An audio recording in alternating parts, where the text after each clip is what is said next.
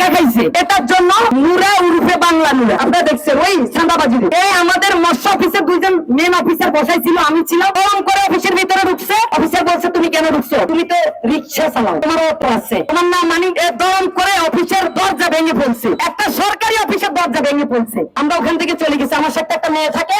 যে জেলেদের খাদ্য সহায়তা সদর উপজেলায় আমরা 1000 জনের আমাদের তালিকা আছে। সেই তালিকা অনুসারে আমরা খাদ্য সহায়তা বিতরণের উদ্বোধন আমাদের মন্ত্রী মহোদয় করেছিলেন। আমরা সেটা বিতরণ করেছি। এরপরও ওই প্রথম দিনে আমরা 540 জনকে বিতরণ করেছিলাম। বাকি আমাদের 460 জনের মতো ছিল। পরে ওই দিন আসলে আমাদের তালিকাগুলো অনেক আগে করা ছিল এবং আমরা কিছু যাচাই বাছাই করি। সেক্ষেত্রে তররমণী মোহনের কিছু তালিকার বিষয়ে ওখানকার প্যানেল চেয়ারম্যানে অভিযোগ দেওয়াতে আমরা পরবর্তী ঠিক আছে আপনার অভিযোগগুলো আমরা দেন, আমরা সেটা করে পরবর্তীতে নতুন করে চেঞ্জ করে দিব, ওটা বিতরণ করবো। তো সেই আলোকে আসলে আমরা আমাদের যে কমিটি বা ইউনো মহোদয় সভাপতি কথা বলে আমরা চেঞ্জ বলতে আমাদের তালিকা ঠিক হালনাগাদ করে আমরা দিয়েছি। সেই অনুসারে আমরা আমাদের বিতরণ সম্পন্ন করেছি। ওই দিন আসলে যারা হয়তো যেটা প্যানেল চেয়ারম্যান যিনি ওনার বক্তব্য ছিল যে এমন ওখানে এক পরিবারের 2-3 জনের নামও চলে আসতে পারে, তো সেক্ষেত্রে ওনারা চেঞ্জ করে দেওয়াতে